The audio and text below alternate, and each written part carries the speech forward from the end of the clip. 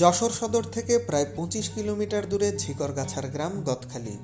এই গ্রামে পা রাখতেই যত দূরে চোখ যায় কেবলই রঙের সমাহার। মনে হবে বর্ণিল সব রঙে রঙিন এক বিস্তীর্ণ গালিচা যেন। এই গদখালি এখন দেশের সবচেয়ে বড় ফুলের বাগান। এই গ্রামের ফুল সারা দেশে তো বটেই, যাচ্ছে বিদেশেও। তাই ফুল চাষ পেয়েছে বাণিজ্যিক রূপ। এই গ্রামেরই একজন ফুল চাষী ইসমাইল হোসেন, যিনি প্রথমবার টিউলিপ চাষ করেই দেখেছেন সাফল্যের মুখ। প্রথমত থেকে আমাকে নতুন নতুন ফুল নিয়ে আমি কাজ করতে আমার ভালো লাগে এবং এটা আমার পেশা বা নেশা দুটোই।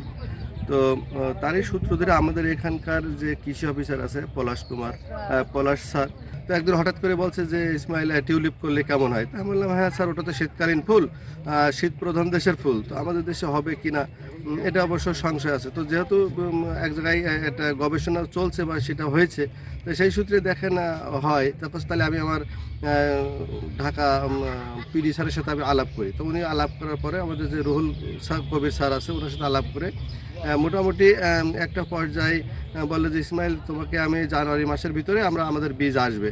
তো সেই সময় বললাম স্যার কোথা থেকে কীভাবে নিয়ে আসবেন? তো নেদারল্যান্ড থেকে আসবে, মৌমিতা ফ্লাওয়ার্সের মাধ্যমে আমরা নিয়ে আসবো বীজটা।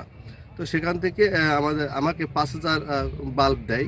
সেই ৫,০০০ বাল্ব আমি ৬ জানুয়ারি রোপণ করি। ৬ জানুয়ারি রোপণ করার পরে মোটামুটি চাষের দিকে যে খুব একটা ঝুঁকি বা ঝামেলা তা না, স্বাভাবিকভাবে মাটিটা একটু ঝুরঝুরা রাখলেই হবে।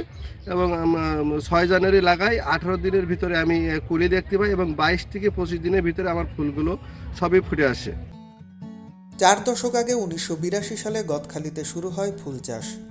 শুরুটা ১ বিঘা জমিতে রজনীগন্ধা দিয়ে হলেও এখন বিস্তার ঘটেছে অঞ্চল জুড়ে। আসছে নিত্য নতুন জাতের ফুল। এখানকার বাগানগুলোতে গোলাপ, গাঁদা, অর্কিড, পাতাবাহার, রজনীগন্ধার বাগান রয়েছে অসংখ্য। ১৯৮৩ সাল থেকে এই যশোর জেলার ঝিকরগাছা থানার পানিসারা গ্রামে প্রথম ফুল চাষ শুরু হয় এবং সেই ফুল চাষের মধ্য দিয়ে আজকে যশোর এর গদখালি আজকে ফুলের রাজধানী খ্যাত একটি স্থানে পরিণত হয়েছে। এবং এই ফুল চাষটা বিভিন্ন সময়ে বিভিন্ন নতুন, প্রথম যখন শুরু হয়েছিল তখন শুধুমাত্র রজনীগন্ধা দিয়ে শুরু হয়েছিল, পরে গ্লাডুলাস, জারবেরা এবং আরও অনেক নতুন নতুন ফুল যোগ হয়েছে। তার সাথে এই ২০২২ সালে কৃষি সম্প্রসারণ অধিদপ্তরের সহযোগিতায় আমাদের একজন ফুল চাষি ইসমাইল হোসেন ৫ শতক জমিতে টিউলিপ ফুল চাষ শুরু করেছে। এবং টিউলিপ ফুলটা এটা হলো স্বল্প দিনের ফুল, কারণ ৬ তারিখে লাগিয়েছে, ২৪ তারিখে তার ফুল আসা শুরু হয়ে গেছে। একটি দৃষ্টিনন্দন ফুল এবং ফুলটা দেখে আমাদের এলাকার সকল কৃষক আবার নতুন করে স্বপ্ন বুনতে শুরু করেছে যে কিভাবে এই টিউলিপটাকে আরও ভালোভাবে আরও সুন্দরভাবে করা যায়। শুধু ইসমাইলই নন, গদখালি গ্রামের বেশিরভাগ কৃষকের প্রধান ফসল ফুল। গদখালি ও এর আশপাশের হাজার হাজার একর জমিতে নানা জাতের দেশি বিদেশি ফুল উৎপাদন হচ্ছে বছর জুড়ে। বাজার মূল্য প্রায় ১,৫০০ কোটি টাকা। ইসমাইল ভাইয়ের যে টিউলিপটা লাগানোর পরে আমরা অনেকে দেখতে আসছি, খুব সুন্দর লেগেছে ফুলটা। আগে জানতাম যে বাইরেই তৈরি হয়, কিন্তু এখন দেখছি যে বাংলাদেশেও সম্ভব। কিন্তু আমাদেরও ইচ্ছা আছে যে এই ফুলটার চাষ আমরা করব। প্রতিদিনই এই গদখালি ও আশপাশের এলাকায় ফুলের রাজ্য দেখতে বিভিন্ন এলাকা থেকে আসেন অসংখ্য নারী পুরুষ। থেকে আসছি গদখালে ফুল দেখার জন্য আর কি। এই টিউলিপ ফুল দেখে খুব সুন্দর, আগে কখনো দেখিনি, খুব সুন্দর ফুল। আর এখানে জায়গাটাও খুব সুন্দর, খুব ভালো লাগছে দেখে। আজকে আমার সহকর্মী বৃন্দের নিয়ে আমরা এখানে এসেছি। আমরা শুনেছি যে এখানে আমাদের ইসমাইল ভাই, এখানকার বিশিষ্ট কৃষক, সে এই ফুলের চাষ এখানে শুরু করেছে। তো সেটা কৌতূহলবশতই আমরা জানার পর এখানে এসেছি। এই ফুলের কথা আমরা বইতে পড়েছি, আমরা টিভিতে, সিনেমায় দেখেছি। এটা শীতপ্রধান দেশের ফুল, আমরা সেভাবেই জানতাম। তো এটা যে সমতলে আমাদের মতো একটা ষড়ঋতুর দেশে এটা হতে পারে, এটা সত্যিকার অর্থে আমাদের জানা ছিল না।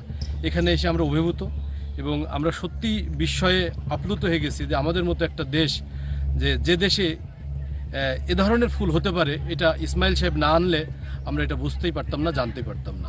আমি মনিরামপুর থেকে আসছি, বন্ধু বান্ধবদের সাথে অনেক শুনছি ইসমাইল ভাই টিউলিপ ফুল লাগিয়েছে, তাই দেখতে আসলাম, দেখে অনেক ভালো লাগতেছে। চাষিরা জানালেন দেশের দর্শনার্থী শুধু নয়, প্রতিবেশী দেশ ভারত থেকেও আসছেন আগ্রহী চাষিরা।